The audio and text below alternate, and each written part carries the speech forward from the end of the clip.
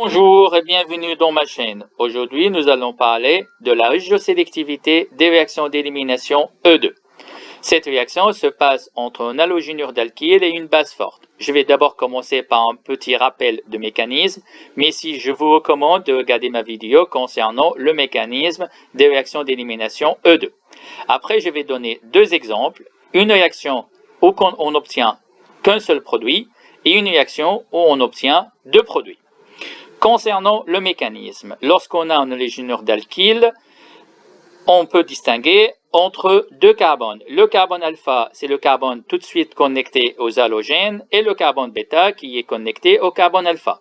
Et lors de la réaction d'élimination, on élimine toujours l'hydrogène du carbone bêta et l'halogène du carbone alpha, et la double liaison est formée entre le carbone alpha et le carbone bêta en utilisant une base forte. Cette réaction se passe en une seule étape et se passe de la manière suivante. On obtient un alcène. Regardons maintenant notre premier exemple. On voit bien que sur l'halogénure d'alkyle, il y a un seul carbone alpha, mais il y a plusieurs carbones bêta. Si on commence avec le carbone bêta qui est à gauche et l'hydrogène éliminé de ce carbone bêta, et bien sûr le Br est éliminé de carbone alpha, on obtient ce produit. Mais si l'élimination d'hydrogène se passe avec le carbone alpha qui est en haut, on obtient ce produit. Et si l'élimination d'hydrogène se passe avec le carbone bêta qui est à droite, on obtient ce produit. Mais ces trois produits sont identiques.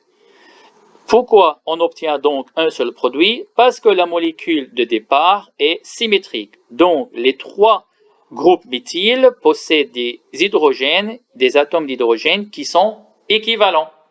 Regardons maintenant ce qui se passe si j'ai une molécule qui a deux carbones bêta mais qui sont différents. On peut avoir une première réaction d'élimination entre ce carbone alpha et ce carbone bêta, ça veut dire entre cet hydrogène et entre ce brome. La double liaison va se former ici. Mais on peut aussi avoir une élimination entre l'hydrogène connecté à ce carbone bêta et le brome connecté au carbone alpha, et donc la double liaison va avoir lieu ici. Regardons maintenant ce qui se passe avec les mécanismes. Si l'élimination donc se passe avec le carbone bêta qui est à gauche, on obtient ce produit.